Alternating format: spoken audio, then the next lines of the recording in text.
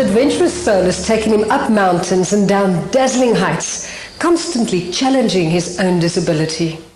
A quadriplegic who did everything from hot air ballooning to bungee jumping. How more adventurous could he be? My brother-in-law actually mentioned it as a joke 3 years ago with my personal trainer at the time who was built like a house. And they were going to carry me up. I said, well, how can we maybe take a wheelchair off-road?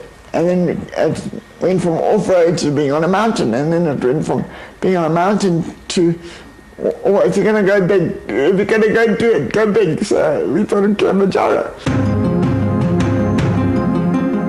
It became a big, big project. I didn't realize how big it was until, I'd say, a month beforehand. When I saw everybody else's reaction to the whole thing. Bernie didn't only want to make it to the top of Kilimanjaro, but also wherever possible to make it on his own steam, with the rest of the team only helping him if absolutely necessary. We never knew it was around the corner.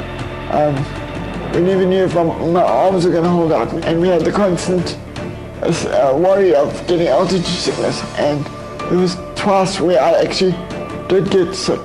When we first started, the first day he had a really bad day, and I didn't think he could make it. And the second day he had a great day, and after that I knew he could make it. And just seeing him, you know, somebody in his position go to such lengths because he really wanted it. I probably should have turned around, but I chose not to.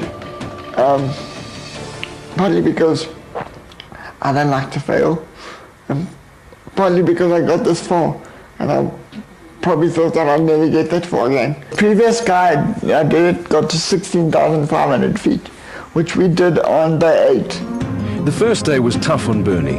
I was adamant I was going to do by myself. He battled with the heat, but still managed to make it to the first cave, a day ahead of schedule. And yeah, we pushed through, and we got there. After day 6, 2 of the team members decided to turn back because they suffered from severe altitude sickness. The remaining 3 members managed to get to Uhuru Peak on day 9, 2 days quicker than planned. Bernie was pushing, and I think it inspires everybody. It truly is an amazing task, and to think if a person like Bernie can do what he did, somebody like me, well, I should be able to push myself a lot more and do things I thought I could never do. Bernie often quotes the saying, life is 10% of what happens to you and 90% of what you do about it. The same man who was the first physically disabled Rotary Exchange student in the world set a new record by conquering Mount Kilimanjaro in a wheelchair. I haven't reached my boundaries yet, and I want to test those boundaries and see where it takes me. If I fall down, I always say, what's the worst that can happen? I'll fall down, back up, end up in a wheelchair. So if that happens, I'll deal with it at that time. But I'm not living my life in a corner.